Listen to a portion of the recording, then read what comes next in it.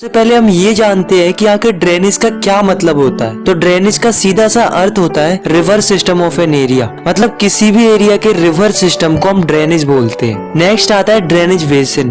तो ये drainage basin क्या होता है, देखो जैसे मान लो कोई रिवर है, उसकी कई सारी ट्रिब्यूटरीज भी होंगी और कई सारी डिस्ट्रीब्यूटरीज भी होंगी। तो ये जो सिस्टम होता है किसी भी रिवर का, उसे हम ड्रेनेज बेसिन बोलते हैं। नेक्स्ट आता है वाटर डिवाइड। नाम से ही पता चल रहा है कि इसमें वाटर को डिवाइड करने की बात की जा रही है। जैसे कि आप इस डायग्राम में देखो, यहाँ पर आपको दो ड्रेनेज बेसिन दिख रहे हैं, पहला है ये वाला और दूसरा है ये वाला। अब जो भी इन ड्रेनेज बेसिन को डिवाइड करता है उसे हम वाटर डिवाइड कहते हैं। और ये वाटर डिवाइड कुछ भी हो सकते हैं, जैसे कि माउंटेन हो सकते हैं, कोई ऊंची उठी जमीन हो सकती है। तो हम लिख सकते हैं कि any upland or a mountain separating two adjoining drainage basin is known as water divide. अब दोस्तों हमारे चैप्टर का नेक्स्ट टॉपिक आता है जो कि है ड्रेनेज सिस्टम इन इंडिया। इसको हम एक और नाम दे सकते हैं जो कि है रिवर सिस्टम ऑफ इंडिया। मतलब हम इसमें इंडिया की रिवर्स के बारे में बात करने वाले हैं। इंडिया की रिवर्स दो ग्रुप्स में बटी हुई हैं। पहली है हिमालयन रिवर्स और दूसरी peninsular reverse. Himalayan reverse Himalaya से निकलती है और पेनिनसुलर रिवर पेनिनसुलर प्लेटू से निकलती है। हिमालयन रिवर्स पेरिनियल होती है, मतलब इन्हें पूरी साल भर पानी रहता है, क्योंकि इन्हें दो जगहों से पानी मिलता है, एक तो बरसात से, और जब बरसात नहीं होती है तब इन्हें पहाड़ों की बर्फ से पानी मिल जाता है। इसलिए हिमालयन रिवर्स में हमेशा पानी रहता है। वहीं जो पेनिनसुलर रिवर्स होती है वो सीजनल होती है, मतलब इन्हें साल के कुछ ही महीनों में पानी रहता है, खास करके उन महीनों में जिन महीनों में बरसात होती है। बाकी महीनों में इनका पानी सूख जाता है या फिर इनका वाटर फ्लो कम हो जाता है। हिमालयन रिवर्स बहुत बड़ी होती है और जो पेनिनसुलर रिवर होती है वो जनरली छोटी होती है as compare to Himalayan river. तो सबसे पहले हम बात करते हैं हिमालयन रिवर्स की। तो हिमालय से कई सारी नदियां निकलती है, पर हमें इस चैप्टर में मेनली 3 नदियों के बारे में पढ़ना है, जिनका नाम है इंडस, गंगा और ब्रह्मपुत्रा। तो सबसे पहले हम बात करते हैं इंडस रिवर की। तो इंडस रिवर तिब्बत से निकलती है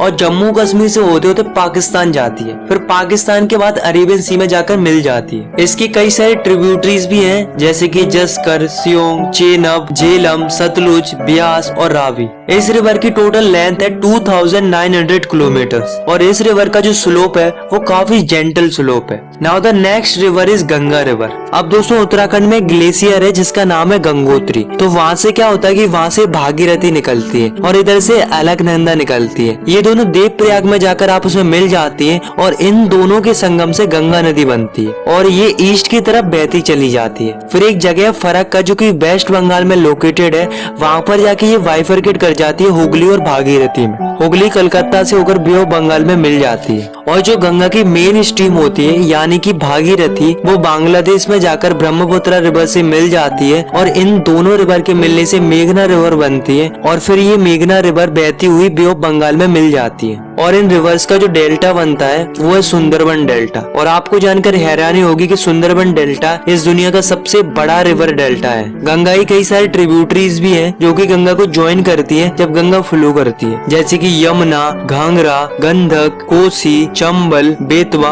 और सोन। गंगा की टोटल लेंथ है 2500 किलोमीटर।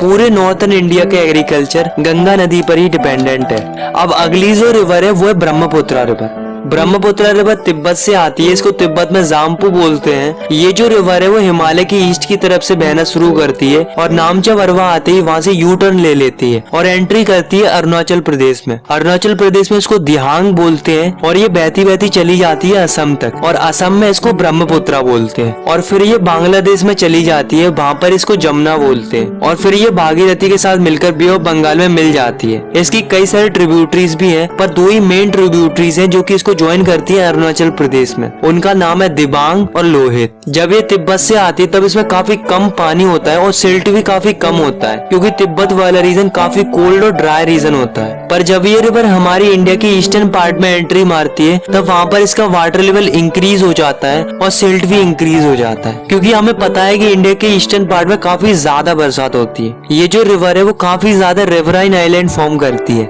अब दोस्तों हर साल क्या होता है कि जब रेनी सीजन आता है तब रिवर ओवरफ्लो करने लगती है, जिसकी वजह से असम और बांग्लादेश के लोगों को डिवास्टेशन का सामना करना पड़ता है। Now the next is peninsular river, मतलब हम इसमें उन रिवर्स के बारे में पढ़ेंगे जो कि इंडिया के पेनिनसुलर रीजन से निकलती है। इंडिया के पेनिनसुलर रीजन में ज्यादातर रिवर वेस्टर्न घाट से निकलती है और ईस्ट की तरफ फ्लो करती है, जैसे कि महानदी, गोदावरी, कृष्णा एंड कावेरी। और केवल नर्मदा और तापी दो बड़ी रिवर है जो कि वेस्ट की तरफ फ्लो करती है और एस्चुरीज बनाती है। तो सबसे पहले हम बात करते हैं नर्मदा रिवर की। तो नर्मदा रिवर मध्य प्रदेश के अमरकंटक हिल से निकलती है और वेस्ट की तरफ बहती चली जाती है, फिर गुजरात से होकर अरेबियन सी में मिल जाती है। नर्मदा रिवर अपने रास्ते में बहुत सारी अट्रैक्टिव लोकेशन बनाती है, जैसे कि धुआंधार फॉल्स और मार्बल रॉक्स। नेक्स्ट है Tapi river. Tapi river Satpura ranges से बहती है। ये जो रिवर है वो नर्मदा रिवर के पैरेलल फ्लो करती है और महाराष्ट्र और गुजरात से होकर अरेबियन सी में चली जाती है, बट इसकी जो लेंथ होती है वो छोटी होती है नर्मदा रिवर से। अब दोस्तों और भी कुछ छोटी छोटी रिवर्स हैं जो कि वेस्ट की तरफ फ्लो करती है, जैसे कि साबरमती, माही, भारतपूर्णा, प्रियार। अब हम बात करते हैं गोदावरी रिवर की। तो गोदावरी रिवर महाराष्ट्र के नासिक से शुरू होकर बे ऑफ बंगाल में चली जाती है। ये जो रिवर है वो इंडिया के पेनिनसुलर रीजन की सबसे बड़ी रिवर है। इसकी टोटल लेंथ है 1500 किलोमीटर, इसलिए इसे दक्षिण गंगा भी कहते हैं। अगर हम बात करें इसकी ट्रिब्यूटरीज की, तो इसकी ट्रिब्यूटरीज है Purna, Wardha, Pranhita, Manjra, Wainganga and Penganga. Now the next river is Mahanadi. तो महानदी छत्तीसगढ़ के हाईलैंड रीजन से निकलती है और उड़ीसा से होते होते बे ऑफ बंगाल में चली जाती है। इस रिवर की टोटल लेंथ है 860 किलोमीटर। अगली जो रिवर है वो है कृष्णा रिवर। कृष्णा रिवर महाबलेश्वर से शुरू होती है और बहते बहते बे ऑफ बंगाल में मिल जाती है। इसकी जो ट्रिब्यूटरीज है वो है तंगभद्रा, कोयना, घटप्रभा, मूसी एंड भीमा। इस रिवर की टोटल लेंथ है 1400 किलोमीटर्स। नेक्स्ट है Kaveri river. Kaveri river Western Ghat की ब्रह्मगिरी हिल से बहना शुरू करती है और तमिलनाडु के कुंडालोर से होकर बे ऑफ बंगाल में मिल जाती है। इसकी टोटल लेंथ है 760 किलोमीटर्स। अगर हम इसकी ट्रिब्यूटरीज की बात करें तो इसकी ट्रिब्यूटरीज है अमरावती, भवानी,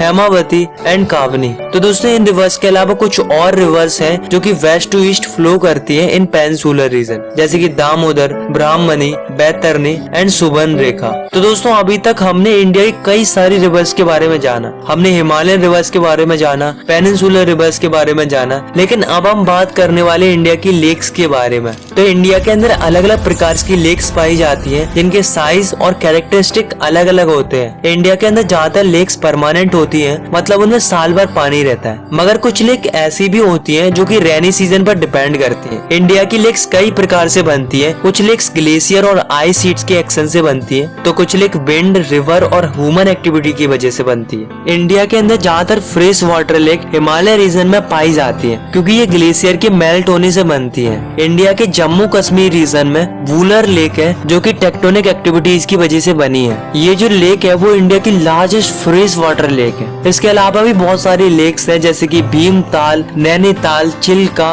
और भी कई सारी है। अब दोस्तों नेचुरली फॉर्म लेक्स के अलावा डैम बनाने की वजह से भी लेक्स बनती है, जैसे गुरु गोविंद सागर लेक। तो दोस्तों लेक्स हमारे लिए बहुत ही ज्यादा वैल्यूएबल है और काफी ज्यादा इम्पोर्टेंट रोल प्ले करती है हमारे लिए। जैसे कि लेक रिवर के वाटर को रेगुलेट करती है और बारिश के मौसम में बाढ़ आने से बचाती है। लेक की मदद से हम इलेक्ट्रिसिटी जनरेट कर पाते हैं by developing hydro power plant. Lakes अपने आसपास के क्लाइमेट को मॉडरेट करते हैं और एक्वाटिक इकोसिस्टम को भी मेंटेन रखते हैं। लेक्स किसी भी जगह की खूबसूरती को बढ़ाते हैं, जिसकी वजह से टूरिज्म को भी बढ़ावा मिलता है। लेक्स के अलावा रिवर्स भी हमारी इकोनॉमी के लिए काफी ज्यादा इम्पोर्टेंट रोल प्ले करते हैं, क्योंकि रिवर्स का पानी हम इरिगेशन के लिए यूज करते हैं, नेविगेशन के लिए इस्तेमाल करते हैं और हाइड्रो पावर जनरेशन के लिए भी इस्तेमाल करते हैं। लेकिन दोस्तों लोग अपने फायदे के लिए इन रिवर्स को बर्बाद कर रहे हैं। Domestic, municipal, industrial and agriculture के लिए पानी की डिमांड बढ़ रही है, तो लोग क्या कर रहे हैं, काफी ज्यादा क्वांटिटी में पानी निकाल रहे हैं नदियों से, जिसकी वजह से जो वाटर लेवल है नदियों का वो डिक्रीज हो रहा है। और जो इंडस्ट्रीज होती है उनका जो गंदा पानी निकलता है उसे सीधा नदियों में डाल दिया जाता है, जिससे हमारी रिवर्स पॉल्यूट होती जा रही है और पानी की क्वांटिटी भी डिक्रीज होती जा रही है। और ये गंदगी इतनी ज्यादा हो रही है कि रिवर्स अपने पानी को सेल्फ क्लींस भी नहीं कर पा रही है। तो इसके लिए हमें और हमारी गवर्नमेंट को इस पर ध्यान देना होगा, जिससे हमारी रिवर्स और लेक्स हमेशा साफ बनी रहे। नो डाउट गवर्नमेंट प्रयास कर रही है, बट और भी ज्यादा फोकस्ड होने की जरूरत है। आई होप आपको ये वीडियो पसंद आई होगी। अगर आपको ये वीडियो पसंद आई तो आप इस वीडियो को लाइक कर सकते हो